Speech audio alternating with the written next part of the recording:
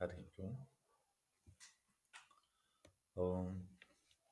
Narayanam Suragurum Jagadekanatham Bhaktapriyam Sakalalokanamaskritam cha Traiguണ്यवर्जितमजं विभुमाद्यमीशं वन्दे भवघ्नममरासुरसिद्धवन्द्यं नारायणाय परिपूर्णगुणार्णवाय विश्वोदयस्थितिलयो नियतिप्रदाय ज्ञानप्रदाय विबुधासुरसौख्यदुःख सत्कारणाय वितताय नमो नमस्ते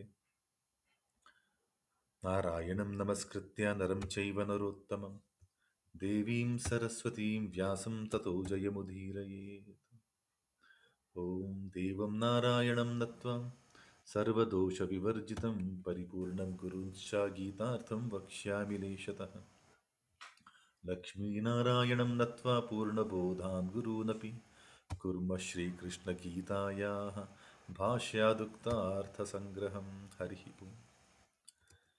Good morning, everyone. Welcome to the weekly Pratipadartha room, where we try to look at the word by word breakdown of the Bhagavad-Gita shlokas and try to understand what exactly are the literal meaning conveyed by Bhagavan Shri Krishna in this Gita Upadesha to Arjuna. Today we will be proceeding from the third shloka of the 11th chapter. That's what the room title says. So we have completed 10 chapters and we have entered a little bit of the 11th chapter. In the 10th chapter, we saw the Vibhuti Yoga. Vibhuti Yoga primarily came out as a revelation from Bhagavan for Arjuna's desire to know in what all bhava should he be thought about, should Bhagavan be thought about. Keshu keshu cha bhaveshu chintyasi he Bhagavan maya.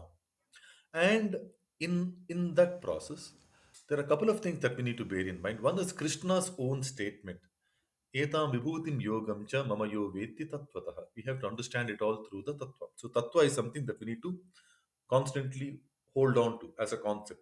In everything, we have to look for the tattva. Tattva, in a very simplistic way, can be understood to be the elemental truth. When we break it down, it's the tattva, the elemental, the quantum truth.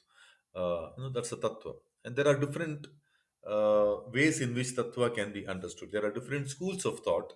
Sankhya school of thought understands tattvas in a different way. The Mimamsakas, understand it in a certain way. The Jainas, the Bauddhas, the Vaishnavas, the Shaivas, the Shakteyas, different schools of thought understand it differently. We really can't say deterministically what school of thought was Krishna subscribing to, but all he was mentioning, and this has been happening from a very, very early stage, right from Sankhya to Karma Yoga to Jnana Yoga, the different chapters. In every chapter, Krishna has underlined the importance of understanding everything through tattva, everything through the elemental truth, which is basically the scientific understanding.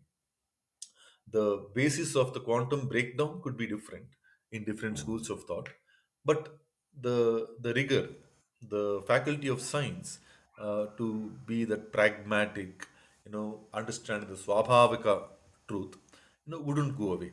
That is something that Krishna has been stressing upon right from the second chapter, where he says nasato vidyate bhavo na bhavo vidyate satah ubhayorapi drishtontastvanayo tattvadarshibhi. No, by the tattva darshanakaras, they have shown something, and they have gone to the end of the truth between the knowledge between bhava and sattva. Wherever there is sattva is only where there is bhava. That's the Sankhya. The whole understanding of Sankhya, the philosophical, the transcendental breakdown, is about bhava and sattva. In the Karma Yoga also he says the same thing. Tattva vittu mahabaho gunakarma vibhagayoho guna guneshu vartanta iti matvana sajjate. He speaks about tattva in the fourth chapter also. Janma karma cha me divyam evam yo vetti tattvataha tyaktva deham punarjanma naiti mameti sorjuna. In the fifth chapter also he says that, naiva kinchit karomiti yukto manyet tattvavit. Pashyan shunvan sprushan jighran ashnan gachan swapan shwasan. In the sixth chapter also he says. So, no, sukamatyantikam yattad buddhigrahyamatīndriyam vetti yatra na chaivayam citas chalati tattvataha. Now, every chapter he makes it a point to stress upon the tattva. The ninth chapter also he says, aham sarvasya prabhavu matta sarvam pravartate iti matva you know what's that iti matva uh, something like that. Oh, I forgot now. यो भी जानाति, Sorry. यो भी जानाति इति मत्वा यो भी. Iti matva yo. So how do you say that? Yo bijanati. I think sloka number 24 or something. Aham sarvasya prabhavo matta sarvam pravartate natu mam abhijananti tatvena taschavantite. So yeah, sorry. Natu mam abhijananti tatvena atah chavanti. If you don't understand my swabhava, that I am the Prabhu through the tattva, don't just take it as a gospel truth. We have this term in some of the Western languages, right? We use this term called the gospel truth. Don't take it as a gospel truth, Krishna, I mean Arjuna. Take it, understand it through the tattva. So even the Vibhuti yoga has to be understood through the tattva, because that's what he mentioned. Eta vibhutim yogam cha mama yo veti tattvata. The one who understands all these vibhuti tattvas. Okay. Saha avikampena yogena yujyate. Without any vikampana kind of a yoga, he will be attached. He will stay, in unison with that kind of a thought. He will be engaged in his life, in his adiyajna activities. With that avikampena yogena yujyate. Na atra samshaya. There is absolutely zero doubt about this. Right? And so the entire thing where Krishna speaks about the various qualities through which we can think of his anusandhana, Adityana, Vishnu. So there is a Vishnu Tattva among the Adityas. Inside every Aditya, inside every God particle, there is a Vyapakatva, Niyamakatva. So that's the Vishnu Tattva. Vishnu, the Tattva behind Vishnu is the Sarva Vyapta Sarva Niyamaka. So that's the thing. You know, Amshuman Ravi Jyotisham. So he is the Ravi Tattva, Amshuman Ravi Tattva inside the Jyoti. Ravi is coming from Rava, the Veda, the knowledge, the enlightening light. Light is not just light. Light is the source of knowledge. It enlightens us, right? So awakening, staying awake and awakening, right? So light and enlightenment are the thin line difference, right? The Ravi is that enlightening kind of a knowledge, among the Jyotis, right? No? So Marichir Marutam Asmi, Marichi, the Prachodana Shakti, the power to regulate, the force that has the power to regulate, right? That's the Marutam Asmi, Nakshatranam Shashi, the happiness quotient. Shashi, Shasha, the whole tattva behind Shashi is that the one who provides the Ananda. Ananda is that blissful state, right? And Sama Veda, among the Vedas, Vedana Sama Vedosmi, that's Samatva Bhava. Devanam Vasavaha. Vasavaha is that Vasati, like, the shelter, the protection, the dependability, the trust for the gods, of the gods. Every god has that, Vasavas, Devanam, of the Devas, in the Devas, there is this element where we seek the shelter, we seek the protection, we seek the dependability, we seek the trust with them. That's a Indra, Vasava. That Vasava as a pada will give us that tattva, among the devas. Like, Indriyana Manahacha. Mana is the manana, the one that does the enjoyment and the controlling of the sense experiences. That does the manana.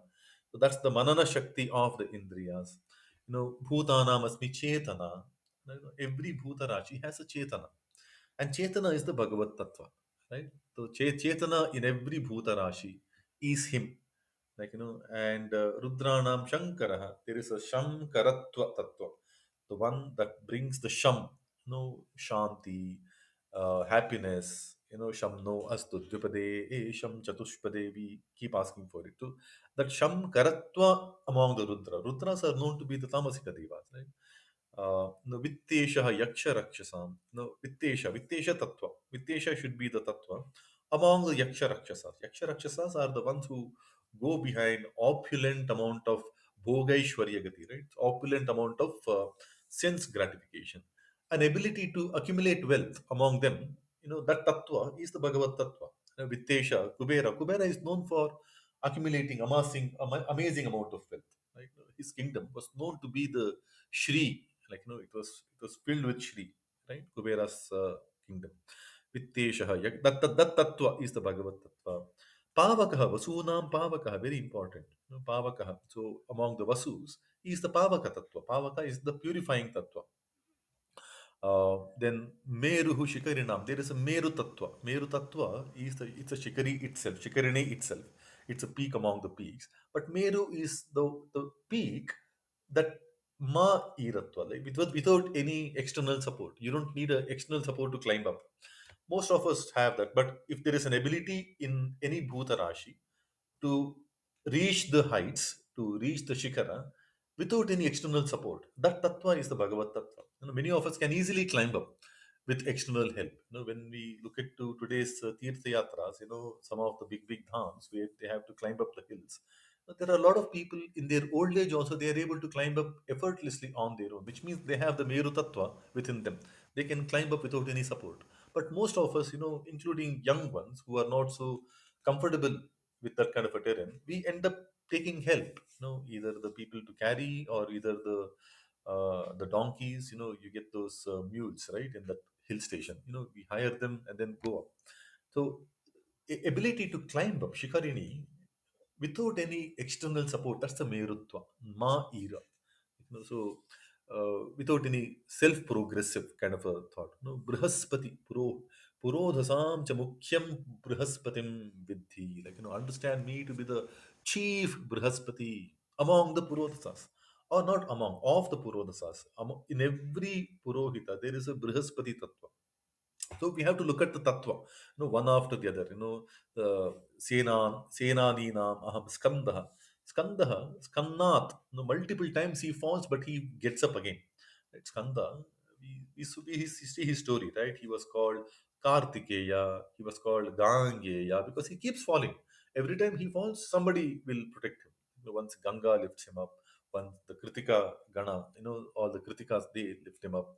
He's a Skanda because he's a very, very resilient kind of a character. Resilience in the generals, Senani Nam, Sagaraha, Sarasam Sagaraha, Saram Garati Sagara, the consumer of all essence, Garena Saha, along with the poison. Look, different ways at which we can do the Anusandhana of. So, Vibhuti Tattva was very, very elaborate. We see some 70 odd examples shown to Arjuna, primarily the ones that he could no, he could relate directly through his life experiences. All the examples given are relatable to Arjuna in one or more of his own forms. His Adhibhautika form as Pandava Arjuna, his Adidaivika existence as Suragana, Suradipati Indra, Surendra, and his Adhyatmika self as the Agni Tattva. Right? So, in any of the things, it's very, very relatable. Every example, like when he quoted examples of Chitraratha, Vyasa, Vasuki, all of these things are relatable because Arjuna has met all of these. Vyasa had come for the coronation of Yudhishthira. Vasuki and Chitraratha are known to be very close friends of Arjuna. And Chitraratha is even heights. He got defeated by Arjuna. When Arjuna tried to trespass into the Gandharva zone in the night, in the lake, when Chitraratha was bathing with his wife, it, it, it, it, it ended in a war. It ended in a fight between them. And he lost all his rathas. Arjuna won all the ratha, all the beautiful rathas. That's another story, right? Chitraratha. Right. So, but he ended up being one of his very friendly allies. Chitraratha became a very, very friendly ally. So, different examples that are relatable to Arjuna directly. So, all the examples that were quoted in the Vibhuti Rupa, A, there is a tattva behind every example quoted. B, all of them were direct experiences of Arjuna, relatable to Arjuna in his life. Very subtly put, we need to understand the tattva correctly in this study. And B, the examples are there plenty in our own lives also. Maybe we didn't meet Chitraratha, we didn't meet Vasuki, we didn't meet Kapila in our lifespan, but we would have met a lot of other people who would have displayed the same tattva, like Kapila Tattva, come Pibati Leelayati, the one who, there are many people who have given us happiness in our lives, right? Prahlada, Ahlada, many people who have given us happiness in our life. There are many people who have showered the Karunya, Swabhava, upon us. There are many people who have shown mudita bhava in us. There are many people who have shown upeksha. At times where things would have gone extremely wrong, people have shown upeksha, being indifferent. That would have been a very, very apt Bhagavad bhava. So in our lives also we would have seen that. So very, very relatable examples for us to hunt for them, because it's a very common thing, right? It's very easy to cry victim when we think we have not been meted with the entitlement, but it's so difficult to regain uh, the gratitude. When good things happen to us, we take things for granted. All the things that we have, we keep struggling for, oh, I don't have carrot to make gajar ka halwa, but we don't appreciate the three morsels of rice we have. That's more than enough to keep our hunger, you know, in check, right? So a lot of times, whatever we have, we kind of, give up the gratitude towards them. We never show gratitude to what we have. We always look at what we don't have and cry about not having it, right? So perhaps that's exactly what Krishna tried to change in Arjuna, that, the bhavas that you are seeking from me, through which you want to do my anusandhana, the constant thinking, anuchintana, whatever you want to do, that bhavas have come in your life in plenty. I'm just giving you examples. And then Krishna makes this rider, a footnote kind of a thing, disclaimer kind of a statement, very, very clear couple of times. Na antah asti mama vistarasya mama vibhutina vistarasya. There is no end to the elaboration of my vibhuti tattva, which means all the examples that we have seen are not an end in themselves. There are many more in the same set of categories. In the same set of categories that we will see the categories in some time, but there are no end to his Vibhuti Tattva. There are endless amount of Vibhuti Tattva. That's what he clarifies towards the end. Like, Eshaha tu Uddeshataha Proktaha. All that has been told to you so far, a very brief synopsis, about 70 odd examples, told to you that these are my vibhuti rupas, these are the bhavas through which you can do my chintana, these are the tattvas in those individuals that you can do my anuchintana upon. These are told on a very, very specific purpose, because this is suitable to you, may not be suitable for everyone. And then he summarizes that yatyat vibhutim विभूतिमत यत्यत विभूतिमत सत्वम श्रीमत ऊर्जितम, okay, तत् तत् एव अवगच्छ मम तेजः अंश संभवम. So whatever, is vibhutimat sattvam, whatever sattva is vibhutimat, and shrimat urjita, the man has kind of, progressed with great amount of opulence, understand them to be my amsha sambhavam, tejaha amsha sambhavam. Understand all of those to have stemmed from a very tiny speck of my teja amsha, right? So my brilliance, he just understand that to be a speck of my brilliance. There is much more. There is much more to it, right? And then he finally concludes the 10th chapter, right? We get to hear from Bhagavan, the concluding line. What do you have to do by knowing all of this? Just know one thing. I am holding, I am supporting, I am developing all of this universe and beyond by just one tiny amsha of myself.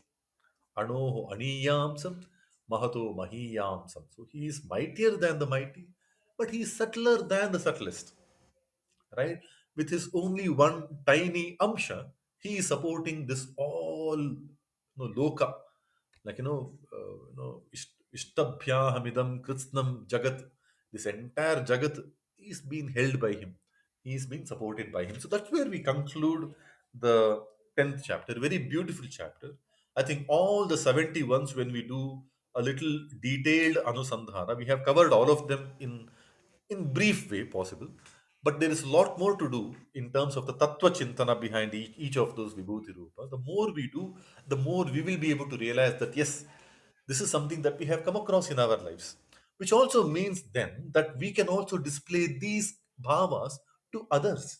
At the end of the day, that's the way we can regain that vibhuti tattva inside all of us. If we want to become the vibhuti rupas, if we want to become special manifestations of what we are, if we really want to become achievers and go beyond just the achievement, at one point in time we have to display the vibhuti rupa. We have to show the same vibhuti bhava to people around us. And until that happens, we will not be any special than what we are.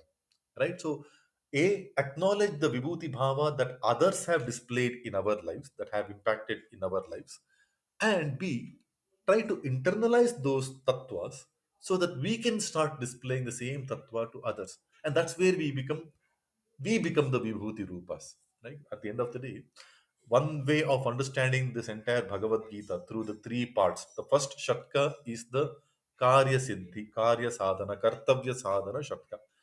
The first six chapters will help us stay put in our work, stay put to our duties, stay sincere to our duties, right? Understanding the Sankhya, the core of the knowledge, understanding the Karma Yoga, that we have to just keep doing. Mai sarvani karmani sanyasya adhyatma chetasa sanyasya. We have to give up all other thoughts and just do work relentlessly, right? That's the whole essence of Karma Yoga. Jnana Yoga, knowing when to proceed, when to abstain, when to stay away from forbidden activities, karma, akarma, vikarma. Understanding that is the ultimate jnana, because that's the most elusive knowledge. Kim karma kim akarmeti, and the best answer that he gives, karmani akarma yah pashyet, like look for akarma kind of a mood in karma. When we do the duty, consider that to be recreation, that consider work like play. That's the best way of jnana yoga. And akarmani cha karma yaha, even in recreation, regain the sense of responsibility. Look at akarma also as karma, to the extent of staying responsible. Like saha buddhiman manusheshu, the jnana. So when we look into the sequence of knowledge, Sankhya, Karma, Jnana, Sannyasa, ultimate form of team play. Today in the corporate world and all, we speak about team play, team culture, putting the we above the me, right? That's the whole concept of team culture.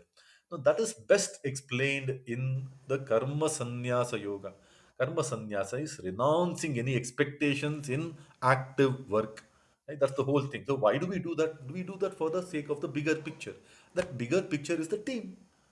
Our Samaja is my team, my Samsara is my team, my Manuja Sankula is my team. My organizational team is also my team. My cricket team is also my team. But basically putting the we above the me. That's the whole essence of the karma sannyasa. Brahmanyadhaya, for the sake of the Brahma picture, the big picture. Brahmani adhaya, karmani, phalam tyaktva karoti yaha, sangam tyaktva kalu karoti yaha, lipyatena sapapena. He will not be attached with any kind of a papa. Now that's a new concept to our Sanatana Dharma alone. Right? Papa Punya is something that we always look for. Punya is basically something that is completely aligned in dharma, and papa that is misaligned in dharma. That's the whole concept, right? So we speak about that. So the entire first six chapters is about kartavya sadhana.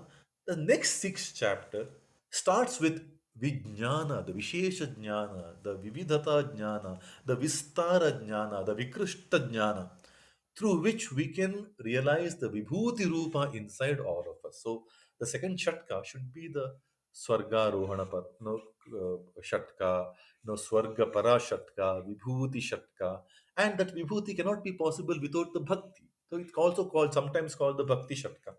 Just like how the first Shatka, we call it as Sadhana Shatka, Kartavya Sadhana Shatka. Some people also call it as Jnana Shatka. Jnana is Sarvam Kalvidam Brahma, understanding all of this is Brahma, and then staying put in our Kartavya, right? That's the whole thing about the Jnana Shatka. When we say Jnana, the reason is also because chapter after chapter, the Brahma is kept in the forefront. You know, Brahmanasya Vijanataha Tavan Sarveshu Vedeshu Brahmanasya Vijanataha. That's about the Sankhya. If you are in the Brahmi Patha, then you don't need Veda Dhyana. That's the simplest message of the Sankhya.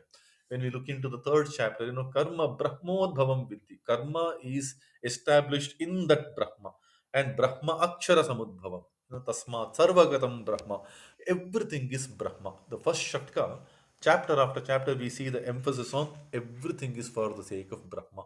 Jnana is ultimate Brahma. The Jnana Yoga, Brahmarpanam, Brahmahavihi, Brahmagno, Brahmanahutam, Brahmaivatena, Gantavyam, Brahma Karma Samadhina. It's all for that, Sarvam Kalvidam Brahma is the whole jnana of the first six chapters. Brahmanyadhaya karmani sangam tyaktva karoti yaha. Brahma nirvanam, abhito Brahma nirvanam. So all of the concepts in the first six chapters is that jnana called sarvam kalvidam Brahma. Then we all can become kartavya sadhakas. The second shortcut, chapter 7 to chapter 12, is bhakti, because the curtain raiser is the bhakti yoga. Chapter 12 is the para bhakti. The benefits of bhakti will be given to us in the next chapter. We'll come to chapter 12 very soon. So, just to do the context setting, right? And but that bhakti is also the sure short way of realizing the vibhuti amsha inside all of us. Unless we surrender, unless we give up, that vibhuti will fail to materialize in its truest sense. But when we have that bhakti properly, then whatever we offer will become vibhuti. Patram, pushpam, phalam, toyam, yome bhaktya prayachati. Whatever is offered. And we see that example. The patra became vibhuti in the Draupadi's instance of giving Krishna that single grain of poha. That there is a leaf that was stuck inside that. That became very, very special. Patram, Pushpam, the Gajendra's Pushpa that he randomly picked up from the Sarovara. That became very, very special. Putram, Pushpam, Phalam. No, Shabari, though she touched every phala before offering it to Rama, Sri Rama, even that became Vibhuti. It became so, so special. No, Toyam. Toyam is the rasa. No, Raso Vaisaha. Toya is that Rasoham Apsu Kaunteya. The entire essence of all of these things, whether it's a Patra, Pushpa, or Phala, the ultimate essence of everything is the toyam. Without toyam, there is nothing. There is no rasa. The tanmatra called rasa is also established only through the mahabhuta called the ups. Up, like the water. The liquid layer is the one that carries the essence. So basically, we get to hear the vibhuti in multiple different ways.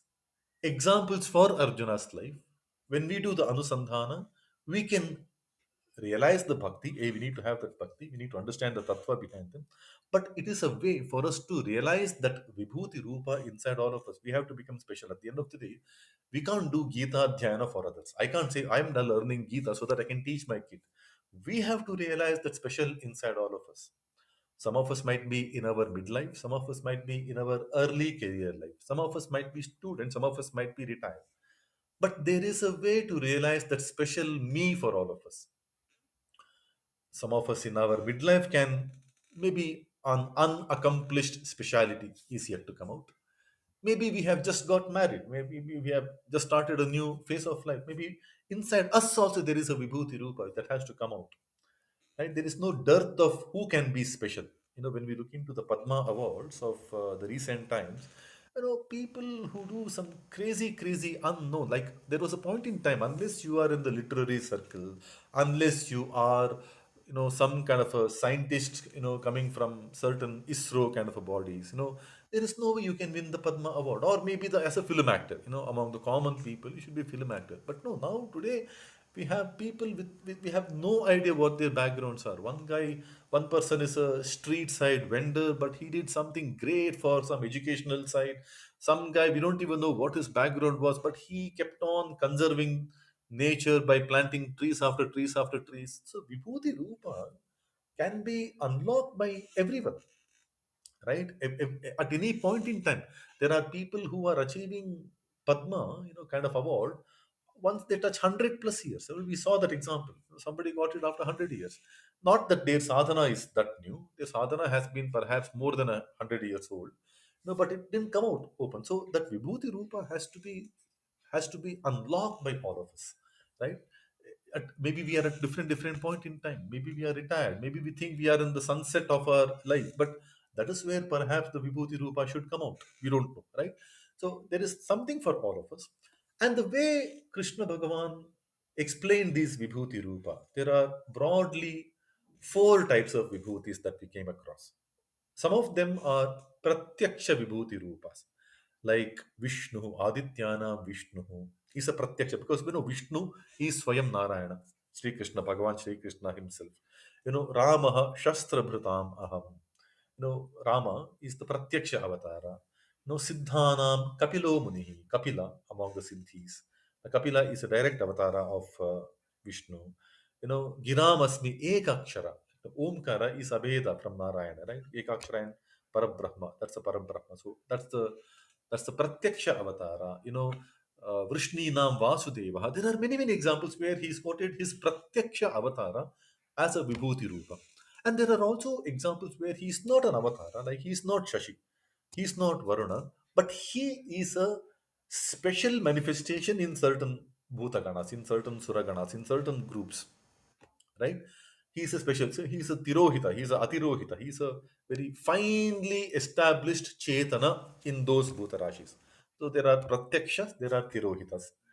Then within the Tirohitas, there are Sajatiya Tirohita and Vijatiya Tirohita. Like, one in the homogeneous group, one is a heterogeneous group. Like, Sajatiya is where you're one within the same group. Like among the Vedas, Sama Veda, okay, it's part of the Vedas. Sama Veda is part of the Vedas.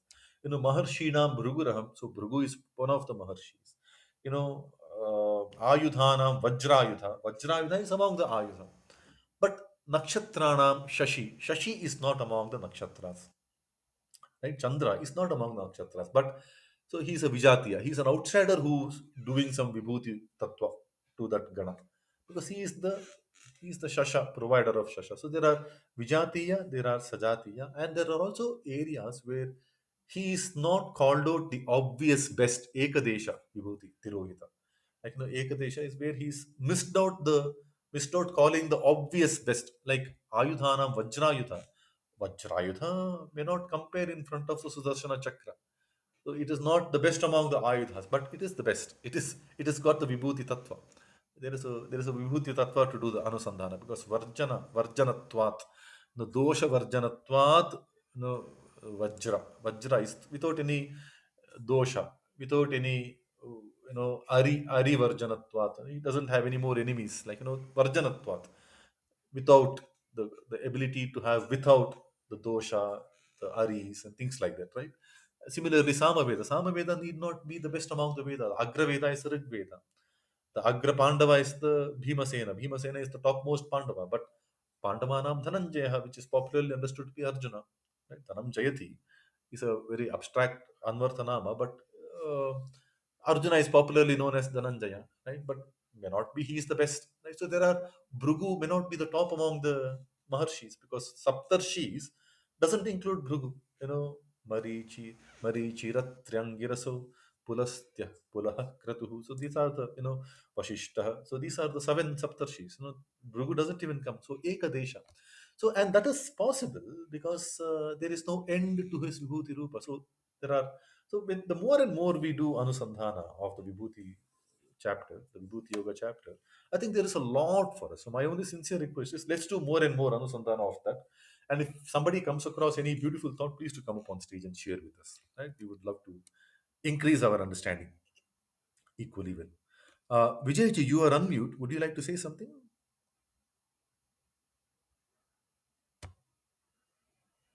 Okay. Okay. With that, okay, then we entered the 11th chapter. Right? In the 11th chapter, uh, uh, the 11th chapter basically started off with Mat Anugrahaya Paramam Guhyam Adhyatma Sanjitam Yatvaya Uktam. Arjuna is acknowledging for his anugraha, for Arjuna's anugraha, whatever was narrated by Bhagavan Shri Krishna. And what was narrated by Bhagavan Shri Krishna have a few characters in them. A, they were guhyam, right? They were very, very secretive. They are very, very deep. Guhya also means very, very deep. They're very, very profound. The more anusandhana we do on every vibhuti tattva being mentioned, it's not enough. So it's guhyam. Guhyatama is also very, very deep, right? Adhyatma sanjitam, very important, right? They are all loaded with swarupa bhava, no swabhava darshana of every element. So that's basically adhyatma sanjitam. Yat tvaya uktam vachaha, yat vachaha tvaya uktam, whatever words were spoken by you, tena ayam mohaha mama vigataha. By that, this moha of mine is gone. Okay, he's gone. The moha is basically you are unable to appreciate what's around you.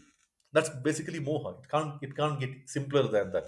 No, we unable to recognize something beautiful around us is the ultimate form of moha. On the other hand, the same situation we can see struggle, the same situation we can see gleefully an opportunity. Right? Every trouble is an opportunity, and opportunity is the way in which we learn.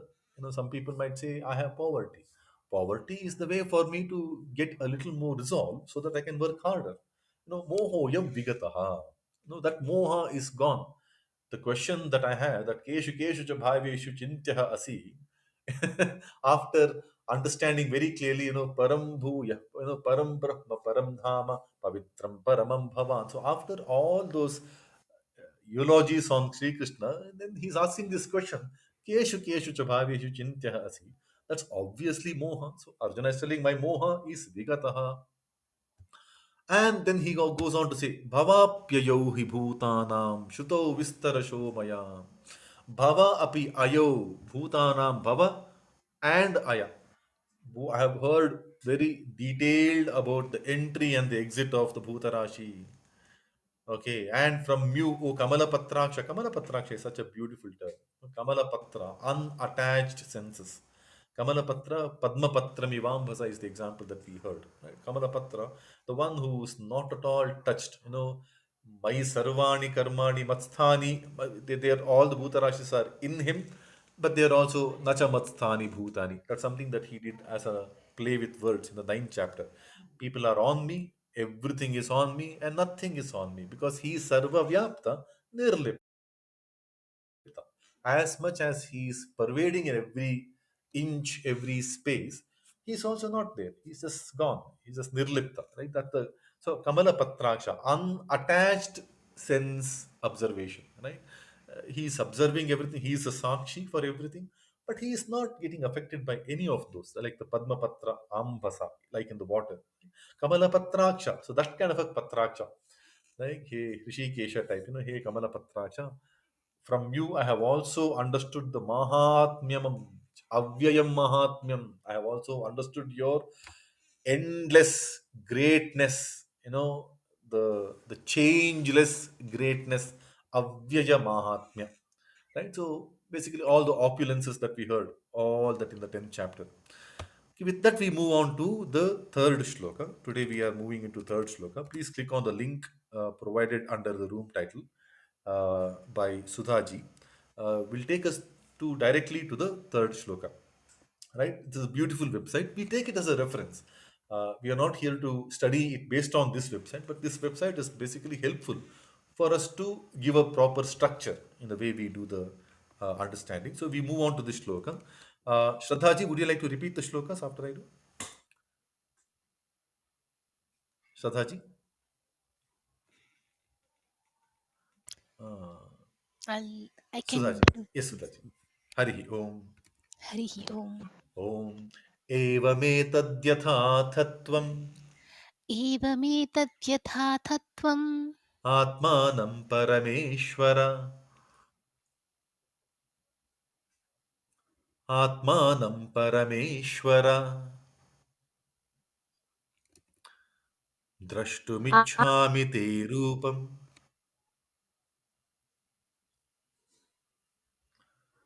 द्रष्टुमिच्छामि ते रूपम् द्रष्टुमिच्छामि ते रूपम् ऐश्वरं पुरुषोत्तम. ऐश्वरं पुरुषोत्तम. Harihi Om. Can we quickly look at the Padacheda for this, Sudhaji?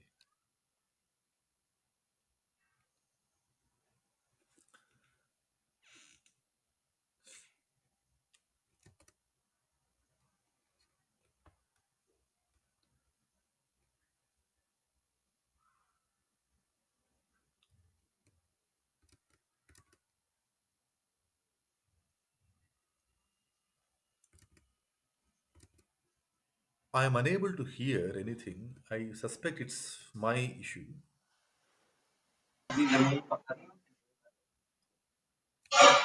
Hello? Namaste. Shall I read the Shraddhaji? Padacheda? Yeah. एवम् एवम् एतत् यथा आतत् त्वम् आत्मानं परमेश्वर द्रष्टुम् इच्छामि ते रूपम् ऐश्वरं पुरुषोत्तम. Brilliant. Evam etat yatha atha tvam atmanam parameshwara drashtum ichhami te rupam aishwaram purushottama. Do you spot any sandhis, Shraddhaji? इ- यथा तत्त्वम् ए एतत् यथा तत्त्वमात्मानं एतत् यथा एतद्यथा यथा ए- आत्थ यथात्थ. यथा त्वम् आत्मानं त्वम् आत्मानं. That's it. That will be also sandhi, right? त्वम् No, आत्मानं. Tvamatman is not a sandhi. No, Tvamatman Oh, is okay. just a samuha. It's just coming together. द्रष्टुमिच्छामि ते रूपम् रूपमैश्वरं All रूपमैश्वरम्. samuhas. Yeah, all samuhas. Not no sandhi there. Oh, okay. Rupam Aishwaryam. Okay, I think there are only two sandhis there. Etat yatha, etad yatha, yatha atha, yathatha. Let's quickly see the Anvaya. The section just above the Anvaya is where we have the words rearranged in a sentence format. Where Arjuna is telling, Hey Parameshwara, Tvam Atmanam Yatha Atha, Etat Hitvam, Etat Evam. Hey Purushottama, Te Aishwaram Rupam Drashtumichhami. So Arjuna is now putting a request, a desire. Hey Parameshwara. There are two names in which um uh, Arjuna is calling uh, Sri Krishna, right? One he's calling him Parameshwara. He's the ultimate Ishvara, Parama Ishvara. Tvam Atmanam Yatha Atha, just like how you have declared about yourself, Etat Evam, so it is. Okay, just like how you described yourself, O Krishna, you are just exactly like that. Hey Purushottama. So Purushottama, right? Purushottama, the meaning is something, this is perhaps the third time Arjuna is calling Krishna as Purushottama. This is all happening from the eighth chapter because that's when he called him Purushottama, right? He called him Purushottama because that's the bhava. He got that bhava. Purushottama, the definition of the word Purushottama comes later in the 15th chapter. He explains, Yasmat ksharamati aksharaadapi cha uttamaha atosmi loke vede cha pratita Purushottamaha. That Krishna, I mean, good that we started this Pratipadartha series with the 15th chapter. So we saw the 15th chapter to begin with, and it's a beautiful chapter for multiple reasons. One of them is this: we get the references, very nice references. So when Arjuna is calling Krishna Purushottama, he understands very well that he is, you know, Ksharat, Yasmat Ksharam Atitaha. He's transcended beyond the Kshara Padartha, this entire Mahabhuta, this entire Prakriti. He's transcended beyond all of this. Ksharam Atitaha. And Aksharat Apicha Uttamaha. And if there is something called Akshara, he is superior to even that. So Akshara is basically typically the Kutastha Akshara, the one right at the top. And he's calling Krishna to be even beyond that. Because it is then beyond Brahma, Chaturmukha Brahma, beyond Mahalakshmi, the Moola Prakriti, the Pradhana Prakriti. He is beyond all of that. That's the expression. Hey Purushottama, O Supreme Purusha, right? O Parameshwara, O Purushottama, Te Aishwaram Rupam Drashtumichhami. If you are Parama Ishvara, Ishvara has something called the Aishvara. Like Aishvara comes from Ishvara. I want to see your Ishvaratva, basically. If you are the Parameshvara, I want to see your Aishvara Rupa. I want to look at your Aishwarya Rupa. I want to look at your Parameshwara Rupa, O Purushottama. You are that Parameshwara. O Purushottama, please show me your Parameshwara Rupa. Aishwarya Rupa. Ichhami, I desire. Basically, Arjuna is now wants to visualize. He knows how to think. So look at the progress, the way it is happening, right? In the eighth chapter, he's like wanting to know what are they. Kim tat Brahma, Kim Adhyatma, Kim Karma, Purushottama, right? Adhibhutam Chakim, everything is what. The 10th chapter got a little special. There, the question is How? Keshu keshu cha bhaveshu chintya asi. How should I be? How should you be thought about? In what different tattva should you be thought about? So the wants have been converted to the house, the means of it. So the basic tattva, the vijnana, in its very, very stripped down plain vanilla sense, has become how should I think about you? Now he's like, I want to see that. Show me that. Okay, not enough you tell me where, how I should think. Not enough you explain to me what is that entire tattva. Please show me that directly. So Arjuna has gone one step ahead. No, Te Aishwaryam Rupam, Aishwaram Rupam, Drashtum Ichhami. I want to see, I desire to see. So Aravind interpretation goes with something like this. So it is as you have declared about yourself. It is. O Supreme Bhagavan, O Parameshwara, I desire to see your divine form and body. I want to see your Aishwaram Rupam. O Purushottama. Right? Very, very simple. So, what are covered of the Vibhutis, of the Vijnana? The house of looking at, appreciating, admiring, acknowledging the Vibhutis are seen. Now, show me the Vibhuti. Show me the Aishwarya Rupa. Right? Ishvara has that Aishwarya, right? A very, very simplistic one. With that, we move on to shloka number 4. Sudhaji, if you are available. Manyase yadi tachakyam मन्यसे यदि तच्छक्यं maya drashtumiti prabho मया द्रष्टुमिति प्रभो yogeshwara tato me tvam Yogeshwar ततो मे त्वं darshayatmanamavyayam. दर्शयात्मानमव्ययम्. Krishna, Krishna. Can we also look at the Padacheda, Sudhaji? Yes. मन्यसे यदि तत् शक्यं मया द्रष्टुम् इति प्रभो योगेश्वर ततः मे त्वं दर्शय आत्मानम् अव्ययम्. Brilliant. And we see some sandhis, right? तत् शक्यं तच्छक्यं Tachakyam,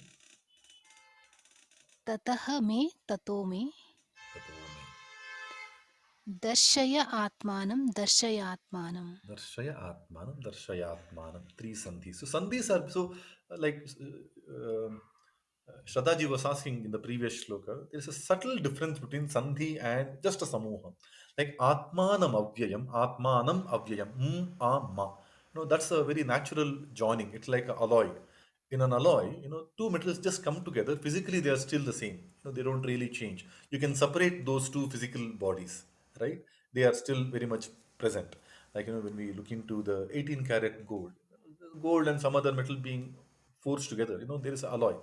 The chemical composition, there is no compounding happening. Whereas in a sandhi, we do see that there are changes, and the changes are predominantly threefold. An existing sound modifies to some other sound, like tataha me, tato me, aha, that visarga becomes o, tato me. So there is a existing sound that modifies, aha becomes o in this case, or darshaya atmanam, darshayatmanam. So so there is a and a savarna dirgha, like so existing sound modifies, or a new sound comes without any. I don't think we have an example here, but we saw that in the second chapter, I think. Tan titiksha, tan stitiksha, sa. There is a sa that automatically comes in, right? And there are other examples where an existing sound just disappears. It just goes lopa. Lopa is just flies away. So sandhi and samuha are subtle differences. Sandhi, there is a change in the sound. Either a new sound comes, or an existing sound modifies, or an existing sound disappears. Right? These are the three changes. Right? And in a samuha, it's just coming together. The two things that have joined together are still visibly seen. We can split them without any modification. Right?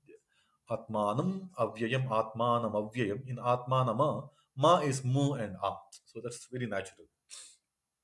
Okay, so when we look at this padacheta and then put these words back in a proper order, we get the anvaya. It says, Hey Prabhu. Now he calls him Prabhu.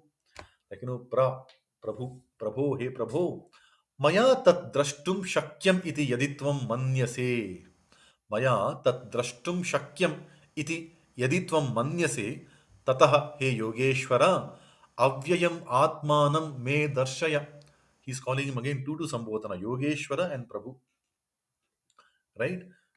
Now let's see what does it mean. Hey tataha, hey Yogeshwara, avyayam atmanam me darshaya. Very beautiful, very very politely Arjuna is asking. What is he asking? We click on dictionary. Hey Prabhu, oh Lord, maya tat drashtum shakyam iti yadi tvam manyase. If you think that it is possible for me to see that, maya tat drashtum shakyam, यदि मुझसे वो देखा जा पाएगा, शक्य है, इति यदि त्वम मन्यसे, ऐसे तुम मानोगे, ततः, देन, योगेश्वर, ओ योगेश्वर, अव्ययम आत्मानं मे दर्शया, show me that avyaya atma of yours, that avyaya is unchangeable, imperishable, atma, the self of yours, ततः, तो योगेश्वर, अव्यय आत्म को मुझे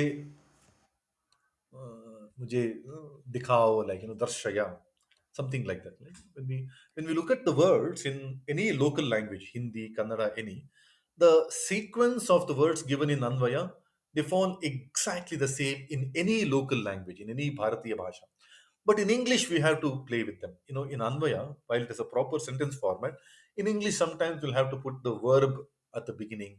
If you think, and in any Bharatiya Bhasha, the think comes, agar tum manoge, I say tum manoge is something that we put in the end. So there is a subtle difference, but nonetheless, what basically Arjuna is politely telling is that if you think it is possible for me to see, show. But very beautifully, he brings in two um, Sambodhana, right? One, he calls him Prabhu.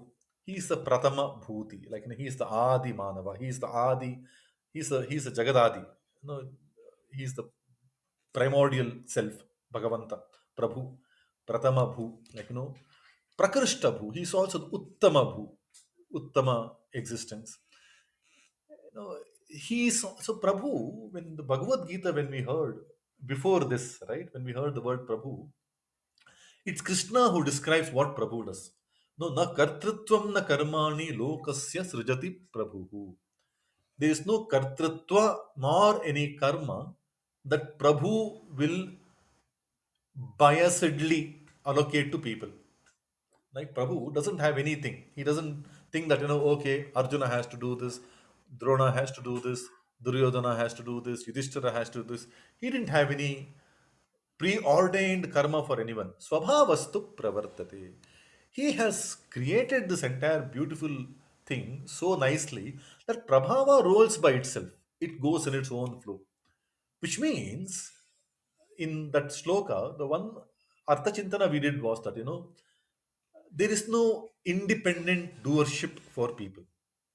At best, we can only bring in Ichha, Prayatna, and carry the Swabhava Jnana, the Swarupa Jnana. Now, the Ichha Shakti, the Prayatna Shakti, the Kriya Shakti, and the Jnana Shakti. These are the three things that we can bring in through Anugraha of the Prakriti, because all three are in the Prakriti, right? Mahadevi, she has to bless us with all three, right? The Mula Prakriti has to bless us with all three. Ichha Shakti, Kriya Shakti, Jnana Shakti, all three are her, right? Ichha Shakti comes from the Satvika Ichha, which is the Shri.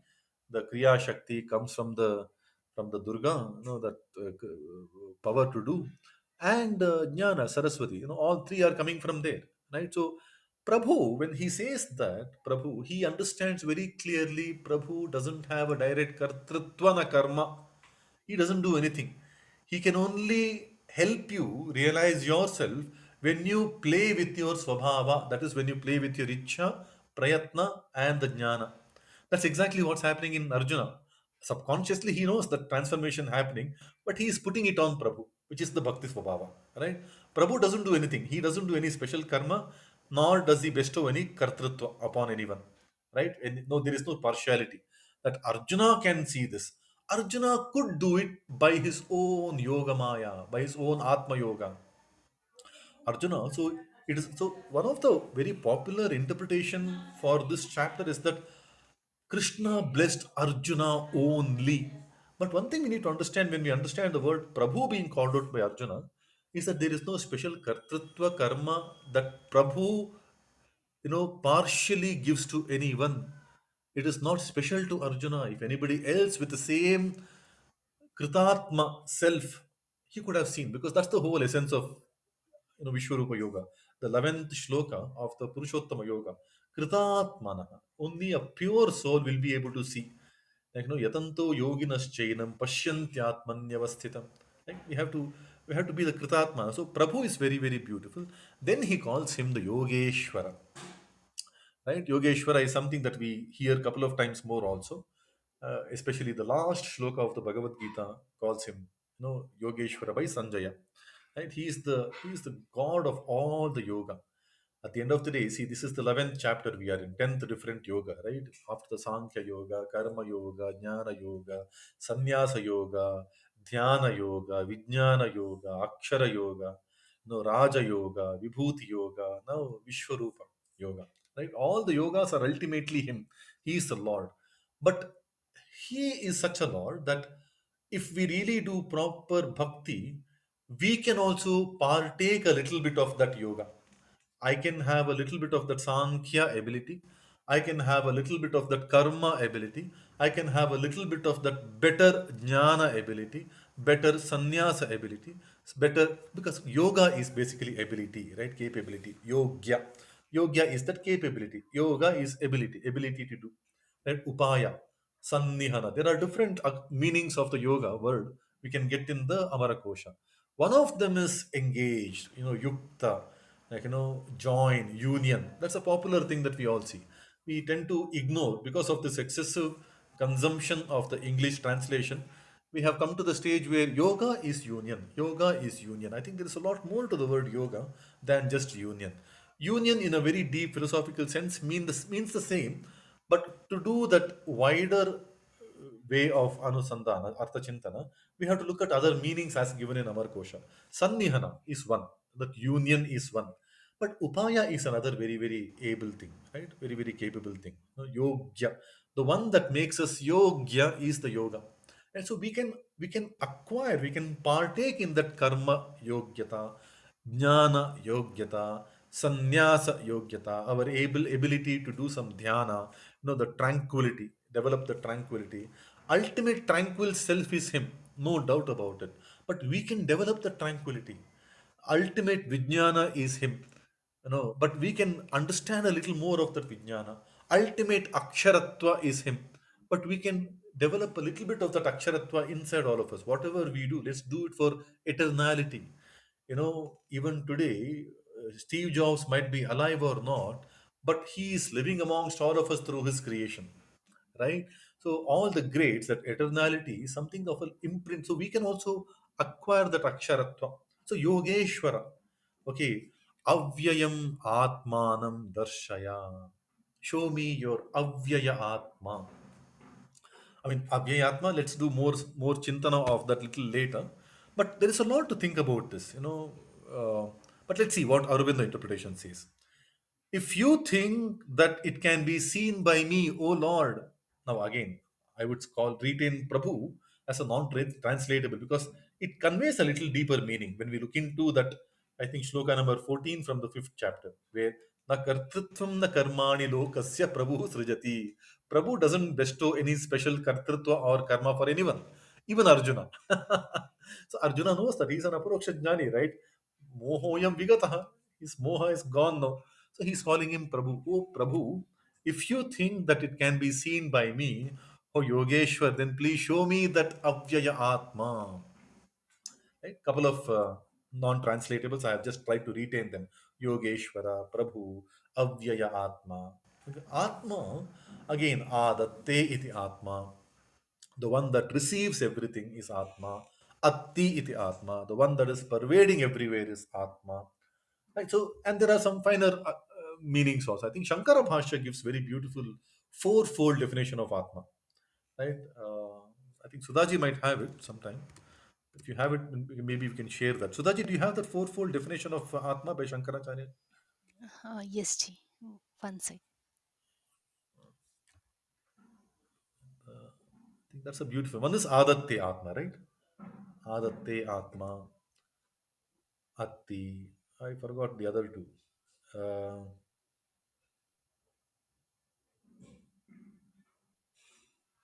Yes, Ji. यच्चाप्नोति यदा दत्ते यच्चात्ति विषयानिह यच्चास्य सन्ततो भावः तस्मात् आत्मेति क्रियते कीर्त्यति.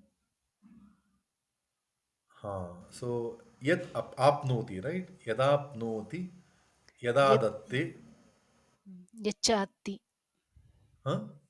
यच्च अत्ति. Yacha atti. Atti is basically pervading, one that is pervading everywhere. Adatte is one that receives everything.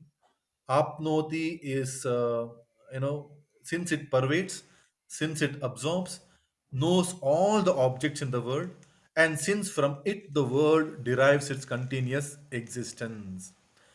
Yachasya santato bhavaha tasmadatmeti kirtyate. Now, I think that's the definition that comes from Shankara Bhagavad Pada. So, Atmanam Avyayam Darshaya. Right? There's a too deep a meaning when we look into that Bhashyakara's explanation of the word Atma. Right? Atma, in fact, we saw this when we were looking at the sixth chapter. Atma can be looked into some 8, 9 different ways. That Adatte, the one that receives, the Sharira is Adatte, the Indriyas are Adatte, Indriyas are receiving, Sharira is receiving, Buddhi is receiving, Manas is receiving, Hridaya. I mean, there are many, many Antakaranas that can be called as Atma. Right? So, English somewhere becomes a little less complete. And this translation is nice. Thy imperishable self. So when Bhagavan's self is spoken about it, spoken here, I think it involves multiple of those. So that's the interpretation. If you think, so very politely, Arjuna is asking, if you think I can see, please show, oh Bhagavan. Very nice. Right? Any questions from anyone, at any given point in time, please do ping for the mic access and come up on stage. No, but we would love to have this discussion. Okay, with that we move on to shloka number 4. Sudhaji, Harihi Om. Manyase yadi tachakyam. मन्यसे यदि तच्छक्यं. Oh, that's the same thing. We saw this, right? We Yes, saw. Shri Okay, Bhagavan. my apologies. Okay, okay. We come to fifth shloka now. So we completed Arjuna. Arjuna has put in a request now to Krishna. Krishna, not enough. What is all this vijnana about? Not enough. You tell me in what different bhavas I think of these vibhutis and vijnana, this Aishwarya Rupa, Vaibhava of yours. Show me directly if you think it's okay for me. Right? No, very nicely. See, he's a sakha, no, bhaktosi me sakha cheti, right? He's a bhakta and a sakha. So Krishna will oblige, right? So we will see what Krishna has to say. Shloka number 5. Harihi Om. Shri Bhagavanuvacha Shri Bhagavanuvacha. Pashya me partharupani पश्य मे पार्थरूपाणि Shatashodha Sahasrashah शतशोऽथसहस्रशः Nana Vidhani Divyani नानाविधानि दिव्यानि Nana Varna Akriti cha. नानावर्णाकृतीनि च. Krishna, Krishna. Let's look at the Padacheda for this, Sudhaji. पश्य मे पार्थ रूपाणि शतशः अथ सहस्रशः नानाविधानि दिव्यानि नानावर्ण आकृतीनि च. Super. And what are the sandhis? Few sandhis? शतशः अथ शतशोऽथ. I think that's That's it, no? Varna Akritini. वर्ण आकृतीनि वर्ण Varna आकृति. Akritini. That can also be samasa, but that's okay. Varna Akritini, Varna Akritini. Super. Okay, we got the Padacheda. We put them back in a unjumbled way. So we get the Anvaya, right? The prose order. So there it says, Shri Bhagavan Vacha, He Partha, Athame Shatashah Sahasrashah cha Nana Vidhani, Nana Varna Kritini, Divyani Rupani Pashya. Right? Dekho, Pashya, Dekho. What's he telling Bhagavan Vacha? The Bhagavan says, Hey Partha. Partha is very daring, right? He's the maternal relationship. So whenever we hear the word Partha, there is an extra love that can come from Krishna. We can feel that. Partha is that bondage. No, he is the Kunti Putra, right? Pritha's, and Pritha is also the name for Kunti because of the Yadava Vamsha. And that's where Krishna's connection is very, very strong. Right? Krishna's connection is very, very strong to Arjuna because of that relationship. So, hey Partha, oh loving Partha, अथ मे शतशः सहस्रशः च नानाविधानि नानावर्णाकृतीनि दिव्यानि रूपाणि पश्य. Behold, pashya. What to behold? Atha, now, may, my, shatashaha, hundreds of, sahasrashaha, thousands of, nana vidhani, different various kinds, nana varnakritini, various in hues, colors and shapes. Varna, color, akriti, no, shape, various hues and shapes. Divyani rupani, divine forms. Look at my divine forms. So basically, Krishna is telling, okay, I'll show you. He Partha Pashya, he says. Let's see what Aurobindo translation says.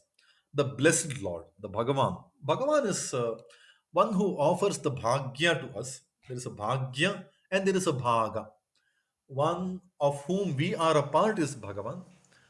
One who blesses us, one who offers us the bhagya is also Bhagavan. There are two things that we can think of whenever we hear the word Bhagavan Uvacha. That's what Aurobindo interpretation says. He, the blessed Lord. He is the blessed. He also the one who blesses because we are a part of him. Right? Behold, Pashya, O Partha, my hundreds and thousands of divine forms. Sahasrashaha, Satashaha, Divyani Rupani, in various in kind. No, Nana Vidhani, various in shape and hue. Nana Varna Akritini. Right? Pashya. Now, if somebody makes an attempt to read the Hindi interpretation in this website, we will realize that the Hindi interpretation goes exactly in the order of the Anvaya in Samskrita. The words, the subject, predicate, Kartru, Karma, Kriya, Pada, they all fall in the same order because that's the structure. The grammatical structure is consistent, right? So Hindi has that advantage. When we read things in Hindi or any local language, be it Kannada, Telugu, Tamil, Odia, all these Bharatiya Bhasha, they are so aligned to Samskrita. They are all derived from Samskrita. Okay, with that we move on to the next shloka, shloka number 6, Harihi Om.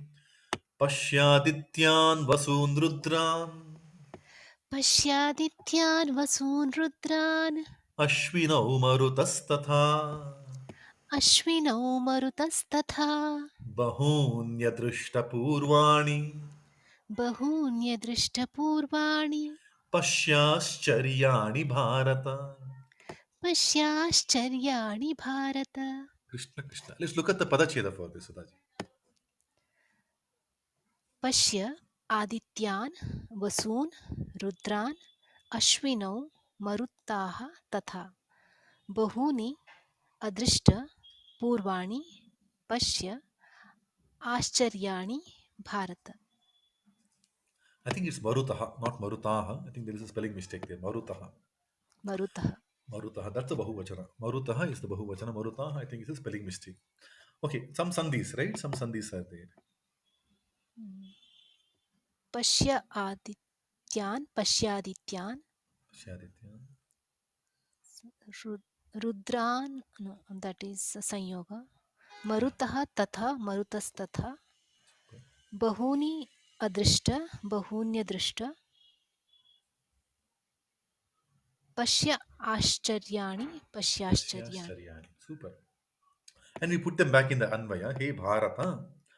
Adityan, Vasun, Rudran, Ashwino, Marutah, Tatha Pashya. Bahuni, Adrishtapurvani, Ashcharyani cha Pashya. Okay, what is he telling? Hey Bharata, O scion of Bharata Vamsha, O Bharata Vamshi, Hey Bharata. No, Bharatasya Apatyam Puman, the one belonging to the Bharata Vamsha. O Bharata. And also Bharata is the Bhagavad-Rata. Like no, when once you are leaning very strongly in the Bhagavad Bhakti, then the Bharata becomes a very natural expression, right? Bharata Desha is also known for the Bhakti. We can't see this kind of a Bhakti in any other Desha, right? Bhagavad Rata, always leaning towards the Bhagavan. O Bharata, हे भारत आदित्यान वसून रुद्रान पश्य अश्विनौ मरुतः पश्य तथा bahuni adrishta purvani आश्चर्याणि पश्य. So we can add that word pashya everywhere, right? Adityan pashya.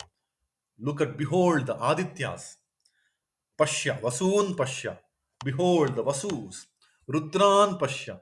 Behold the multiple Rudras. Adityas are popularly known as the Dwadasha Adityas. Like, there is in this website, we have the Dhata, Mitra, Aryama, Indra, Varuna, Amsha, Bhaga, Vivaswan, Pusha, Savita, Twashta, Vishnu. These are the different Aditya Rupas, right? 12 Dwadasha Adityas. Now, Ashtavasu, there are Vasu. I think they have not given the breakdown here, but there are Ashtavasu, Vasun Pashya, Rudran Pashya. I think they have given the breakdown. Like, Ekadash Rudra. There are 11 Rudras. Hara, Bahurupa, Trambaka, Aparajita, Vrishakapi, Shambhu.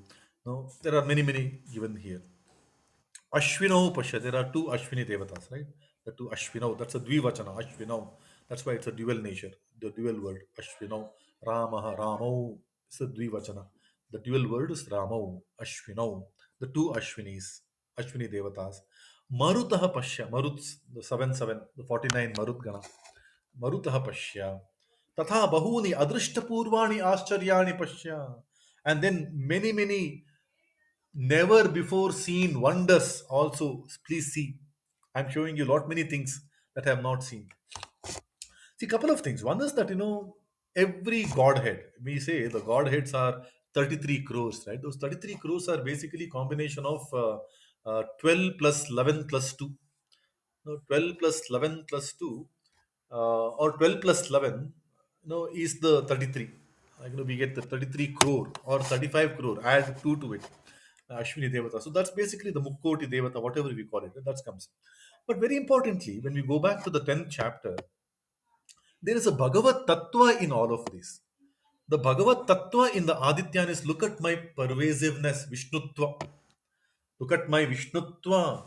In Adityan, Adityanam Aham Vishnu. Right? He is the pervasive quality in the Adityas. So look at my pervasiveness is also something perhaps he is hinting at. Look at my pervasiveness. Like, all round pervasiveness and the Niyamakatva. Vishnu is both the Vyaptatva and the Niyamakatva. He is pervading and he is also regulating. Right? So look at my pervasiveness and the regulatory power. Right? When you say Pashya, Aditya and Pashya, he is not looking at various 12 different Adityas, because 12 is just Upalakshana. There are countless Adityas. When we count Adityas to be the Devatas in general, there are many such ones. Right? In the sky, there are many, many Adityas to see. So many billions of stars. Everyone is an Aditya. Right? So Adityan Pashya, that Sarva Vyapakatva Pashya. Like, Vasoon Pashya. Vasoon, the Vibhuti Rupa in the Vasus is Pavakatva. No, Pavakaschasmi. Vasunam Pavakaschasmi. Pavakatva is the purifying nature. Look at my pervasive nature. Look at my controlling nature. Look at my purifying nature. Right? So in Vasun, you're actually showing the purifying. He shows that. He shows the purifying ability. Rudran Pashya Shankaratva. Shankaraschasmi Rudranam, the Tattva in every Rudra Deva, the Bhagavad Tattva in every Rudra Deva is the ability to bring Sham. Sham Karoti iti Shankaraha. The Shankaratva Pashya in all the Rudras. He is the one who brings in the peace, the calm, the happiness. Jagat Prahrishyati. At one point, Arjuna says that, we'll see that later. But look at the Shankaratva. Ashwino Marutasthatha. Marutaha. I think in Marutaha he is the Marichi, the Prachodana Shakti, the one that does the orderly regulation, the Prachodana Shakti, the Marutaha Pasha. So he's basically, when inviting Arjuna to Look at, behold, Aditya, Rudra, Vasun, Ashwino, and Marutaha. He's also perhaps attracting him to appreciate the tattva, the Bhagavad tattva in all of them, because he is himself. If somebody has to see a special thing, that person has to undergo that cleansing inside, right? So Prabhu, when Arjuna has referred to Bhagavan as Prabhu, Prabhu remains Prabhu. Swabhavaha pravartate. If Arjuna has any attempt in playing with his swabhava niyata, whatever activities he does, then perhaps he has the ability to visualize. This Vishwarupa is all about visualization. So, Pashya, look at all of this, right? So, I think very beautiful shloka, and I think there is a lot more to do anusandhana on this, right? But let's see quickly what Aurobindo interprets out of this. Behold the Adityas, the Vasus, the Rudras, the Ashwins, and also the Maruts. Behold many wonders that none has been beheld before. Pashya, no, Apurvani, Adrishta Purvani, never seen before.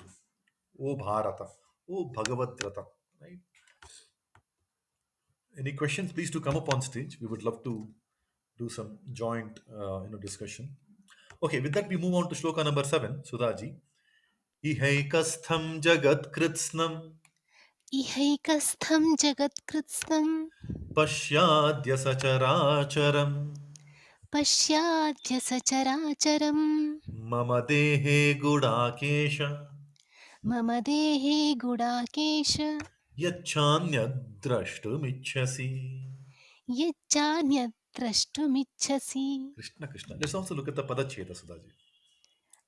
इह एकस्थं जगत् कृत्स्नं पश्य अद्य सचर अचरं मम देहे गुडाकेश यत् च अन्यत् द्रष्टुम् इच्छसि।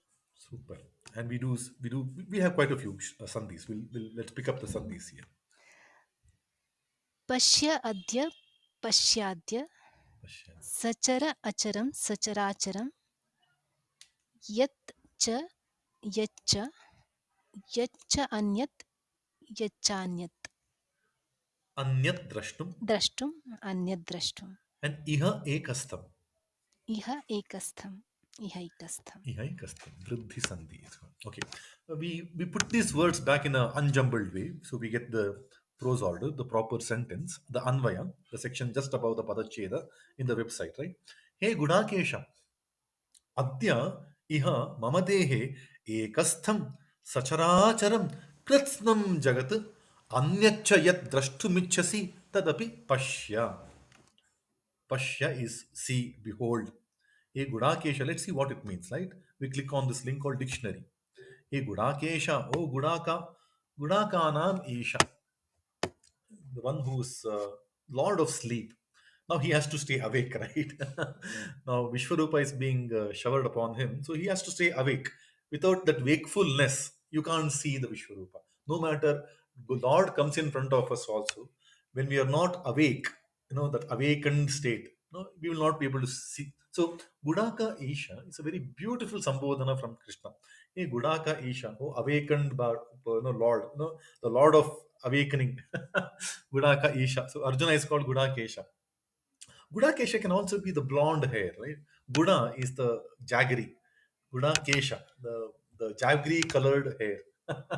That's another way of looking at it. But more pertinent to this shloka is the Gudakasya Isha, the Lord of Sleep. Right? He has conquered the sleep. So this is one of the earliest names to Arjuna. He has got this right from Dronacharya back in this Gurukula days. Dronacharya was one of the earliest person to call him Gudakesha because he would relentlessly study. He was so strong in studies that he would sleep very little. So he was Gudakesha from a very, very early age. Oh, Gudakesha, and very, very pertinent for now when the Vishwarupa is about to get revealed. Right? So, hey, Gudakesha, Adya, today, Iha, here, Mama Dehe, in my body, Ekastham, in one single state, Sacharacharam, along with the moving and the unmoving, Kritsnam Jagat, the entire Jagat, Anyachayat, whatever else, Drashtumichasi also. You want to see also, Pashya, behold. Basically, Krishna is telling, oh Gudakesha, look here now in my body, this entire world, along with the chara and the achara, the savara jangama, the moving and the unmoving, okay, everything in ekastha sthiti, in its unified stance, and whatever else also you want to see. Anyachayat drashtumichasi. Behold all of this, right? Now this is a, again, all of the, I think we should stop saying such a beautiful shloka, because everything is so beautiful. So one, you see, there is a little to do the contemplation, right? The world is changing, but that is a constant. There is a constant movement happening, right? But that is achara. There is a constant chara, and there is a, that itself is achara, that itself is unchanging. See, this is scientifically known, right? The equilibrium of the universe is entropy. The state of equilibrium of the universe is the ever changing disorderliness. Right? That's the way we understand in science today. The equilibrium state of this earth is its rotation around the axis and the revolution around the sun. Right? That's the equilibrium state. One of the movements is halted for a nanosecond, and that's chaos. Now that goes away. So the charana itself is the achara state. It's a constant state. And there is a term, right? At one point in time, Krishna says, Brahma Karma Samadhina. No, Brahma Ksharam, Brahma Havihi, Brahma Gau, Brahmana Hutam, Brahmaiva Tena Gantavyam, Brahma Karma Samadhina. He makes a very, very valid point, right? At the fourth chapter, where he says, the Brahma Karma, all this activity that is spread out in this world, constantly happening activities, in that set of, all encompassing set of activities also, Brahma is in a samadhi state. He is samadhi. Samadhi is that stillness. So all the chaos that we try to grasp in this universe is part of that calm state of the Brahma. Right? And very similar, he also made a statement in the 15th chapter. We will see later, but we did the beginning with the 15th chapter. Urdhamoola madha shakam ashwatham prahu avyayam. Ashwatha, as a very word, means never stays the same tomorrow. Na shwaha tishtati iti ashwatha. No, not tomorrow stays the same, doesn't remain the same tomorrow, which is, it's a constantly changing entity. This tree of life, the samsara vriksha, is called as ashwatha because it never changes, it never remains the same. Na shwaha eka prakarena tishtati, doesn't remain the same in its same way tomorrow. And that is called avyaya. Avyaya mulabhuta means na vyeti iti avyaya. The one that doesn't change is avyaya. A constant change is unchanging truth. Right? The constancy of change is the unchanging truth, is what we heard in the 15th chapter, the first shloka. Brahma Karma Samadhi is what we heard in the fourth chapter, I think shloka number 25 or something. So this constant karma, which is the ever-changing Prakriti, is Brahma Samadhi state. He is in an absolute, and he is like Sacharacharam Ekastham Jagat Kritsnam Pashya. Along with its moving and the in-moving things, one way of looking at Sacharachara, Charena Sahita Sachara, Acharena Sahita, Charena Acharena Sahita Sacharachara. So along with its moving and the unmoving things, Pashya, or the Chara, it's the constant Chara itself is a state of Achara for the Brahma. There are different ways of doing the Anusandhana, and that gives us a very beautiful perspective of who this Bhagavan is. And Ekastham Pashya. Look at it in one single, no, he says that, no, Ekam Shena Sthitaha. Vishtabhyahamitam Krishnam Jagat Ekanshena Sthitaha. In one single amsha, he's holding it all as one single entity. So Ekastham, this entire word, Krishnam Jagat, which is Sachara Achara, along with both Chara and Achara Sahita. Okay, Ekastham Pashya. And Anyacha yadrashtumichasi. And whatever else you want to see, also you can see. So there is no end to the visualization. Like when we look into the logical breakdown, right? Once we understand the bhava through which we have to do the Bhagavad Chintana, the Vibhuti Chintana, which is the 10th chapter, this chapter is all about visualization. If we can visualize our life, I think that's sorted. Our life is sorted. If you can visualize marital life, what happens 10 years down the line, retired life, what happens 5 years down the line, 2 years down the line, what happens to the political life, what happens in the corporate life, what happens to the project, what happens in the state of collegehood, what happens in the state of parenthood, in everything. If you can visualize now, then, and thereafter, that's the beauty. And whatever else you want to visualize also, I will give it to you, right? Because he is the Prabhu, he doesn't do anything direct. Through the Swabhava, he gets the metamorphosis done. That's something that we have implied as a meaning. But Krishna is now proclaiming very proudly, see this, see the Adityas, Rudras, that various tattva, and see this entire Sacharachara Yukta Kritsnam Jagat Ekastham. Pashya, look at this. And whatever else you want to see, also look at it. Right? This is the point of visualization from Arjuna. Okay, let's see what Aurobindo interprets out of this. Here, today. Here can also be now. Now, today. Behold the whole world. Pashya, Kritsnam Jagat, with all that is moving and unmoving, Sacharacharam, unified in my body, Ekastham, O Gudakesha, and whatever else thou willest to see, Yacha Anyat Drashtumichasi, Tadapi Pashya, that also you behold. That's implied, right? So this is a beautiful, but it's not easy, right? It's not easy to visualize. We need some special thing, and I think he warns Arjuna to that extent in the next shloka. So let's quickly see the next shloka, eighth shloka, and perhaps we will end for today with this shloka, and then maybe we can cover a little more run rate, more shlokas in the next section, because I think there is enough context setting that's been drawn in terms of continuity from the 10th chapter also. So let's quickly see eighth shloka, Sutaji. Harihi Om.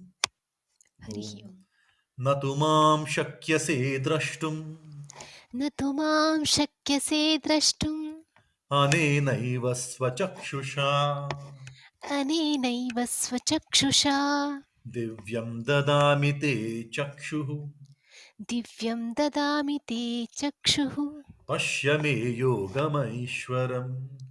पश्य मे योगमैश्वरम् Harihi Om. So let's also quickly look at the Padacheda for this, Sudhaji. न तु मां शक्यसे द्रष्टुम् अनेन एव स्वचक्षुषा दिव्यं ददामि ते चक्षुः पश्य मे योगम् ऐश्वरम् I think there are one, yeah, अनेन एव अनेनैव Anenaiva. that's That's it, no? That's the only one. Super. yes Let's quickly look at Anvaya. Anena mam swachakshusha tu drashtum na eva shakyase. Okay, he's giving a caution. Anena chakshusha, anena swachakshusha mam drashtum na shakyase. Te divyam chakshuhu dadami me aishwaram yogam pashya. Okay, there are three parts to this entire shloka. Let's see the three parts. Anena swachakshusha Mam drashtum na shakyase.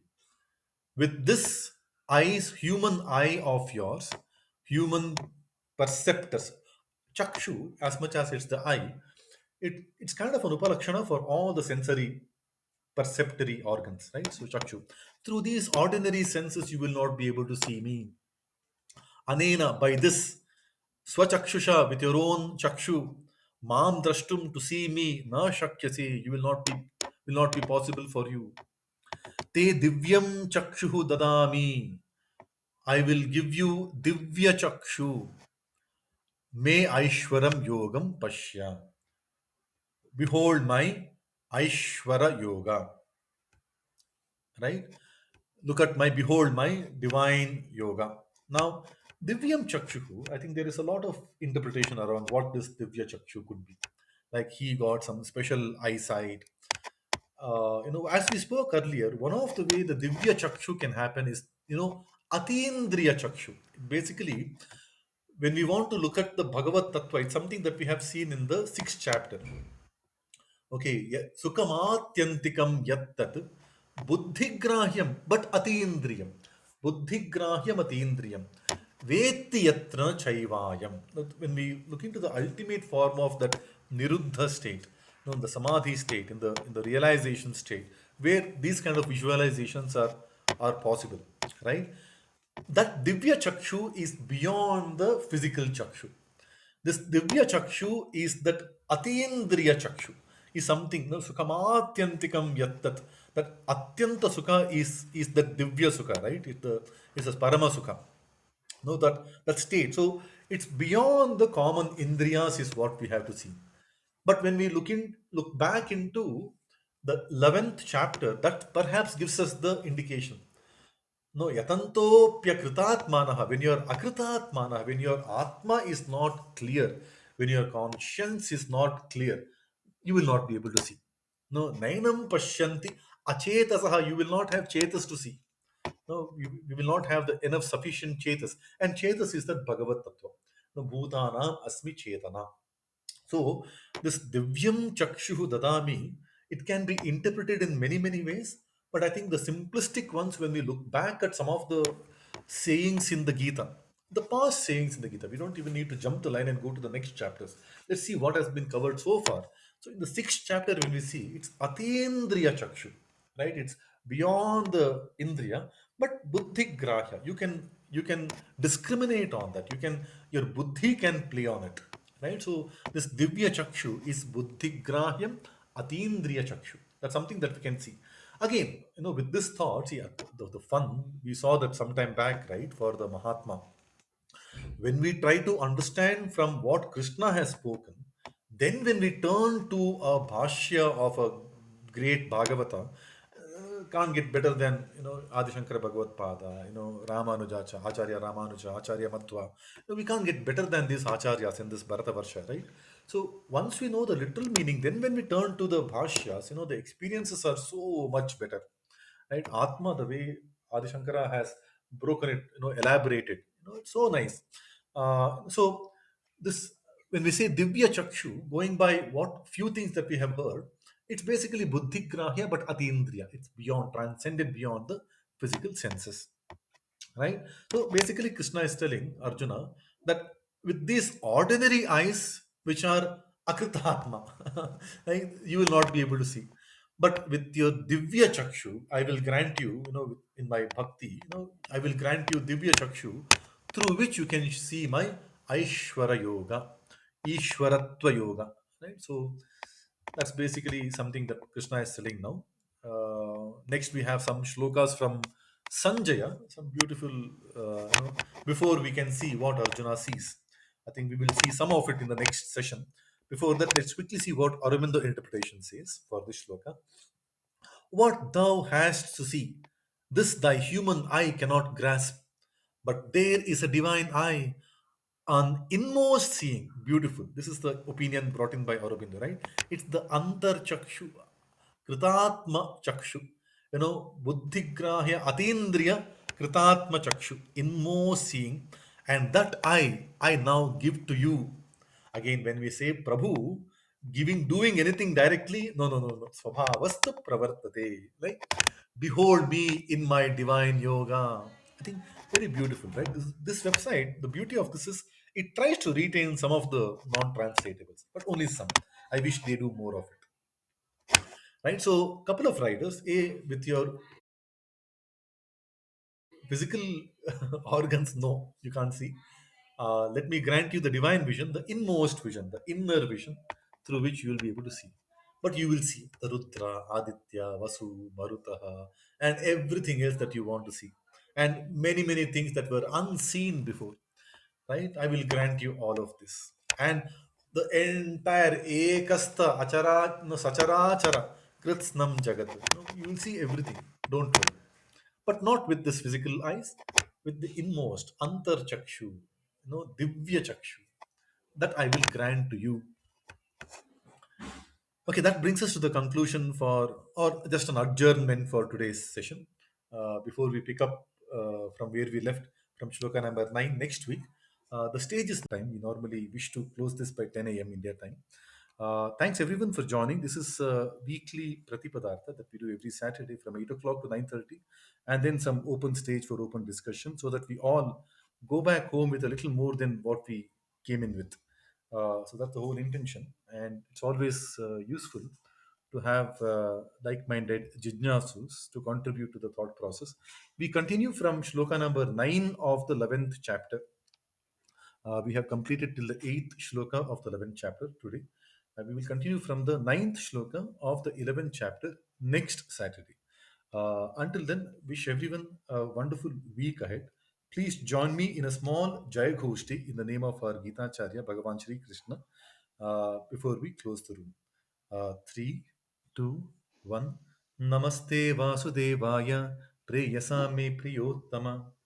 समस्तगुणसम्पूर्णनिर्दोषानन्ददायिने मूकोऽपि यत्प्रसादेन मुकुन्दशयनायते राजराजायते रिक्तो राघवेन्द्रं तमाश्रये Bharti रमणमुख्य प्राणान्तरत श्रीगोपालकृष्णप्रियतां श्रीकृष्णार्पणमस्तु. Have a beautiful weekend everyone. Have a beautiful week कृष्णार्पणमस्तु ahead. Jai Shri कृष्णार्पणम् Krishna. जय Shrikrishna Jai Shri Krishna. जय श्रीकृष्ण जय जय Shrikrishna Shrikrishna Jai Jai Shri Krishna. Jai Jai Shri Krishna.